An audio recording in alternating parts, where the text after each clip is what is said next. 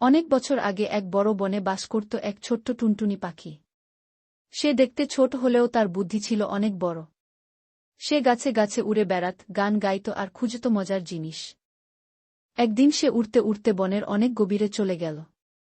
সেখানে সে দেখল এক পুরনো গুহা, যার সামনে লেখা, এখানে কেউ আসবে না, এটা বাঘ মামার ঘর। টুনটুনি তো ভয়ে ভরকে গেল, কিন্তু কৌতূহলও বেড়ে গেল। সে ভাবল, এখানে কি সত্যিই বাঘ থাকে, নাকি কেউ ভয় দেখানোর জন্য এমন লিখেছে। ঠিক তখনই গুহার ভিতর থেকে একটা গুরু গলা শোনা গেল, কে এসেছে? আমি ঘুমাচ্ছি, চলে যা এখান থেকে। টুনটুনি তড়াক করে উড়ে গাছের উপর উঠে গেল। কিন্তু তবুও সে ভাবল, আচ্ছা, যদি এটা কেউ অভিনয় করে থাকে, আমি একবার দেখে নিই। পরদিন সকালবেলা সে গাছের উপরের একটা ডালে বসে অপেক্ষা করতে লাগল। অনেকক্ষণ পর গুহা থেকে বের হল এক চতুর শিয়াল। সে হাঁটছে, ফিসফিস করে বলছে, আজ তো কাউকে ভয় দেখাতে পারলাম না। টুনটুনি বুঝে ফেল, বাঘ মামার গুহা আসলে শিয়াল মামার চালাকি। টুনটুনি মনে মনে ঠিক করল, এই শিয়ালকে একটু শিক্ষা দিতে হবে।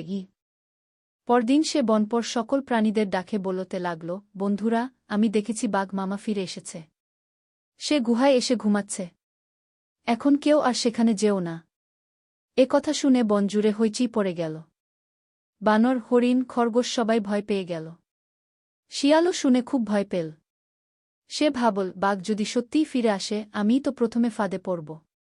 সে সোজা দৌড়ে গিয়ে গুহার সামনে দাঁড়িয়ে চিৎকার করে বলল, বাঘ মামা, আমি দুঃখিত।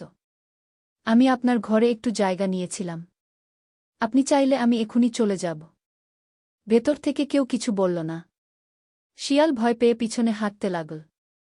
তখন টুনটুনি পাখি গাছ থেকে ডেকে উঠল, তুমি তো বাঘ হয়ে গুহা দখল করেছিলে, এখন ভয় পেয়েছ? যে অন্যকে ভয় দেখায়, একদিন সে নিজেই ভয় পায়। শিয়াল লজ্জায় মাথা নিচু করে বলল, তুই খুব বুদ্ধিমান টুনটুনি। আমি ভুল করেছি। আমি কথা দিচ্ছি, আর কখনো কাউকে ভয় দেখাব না।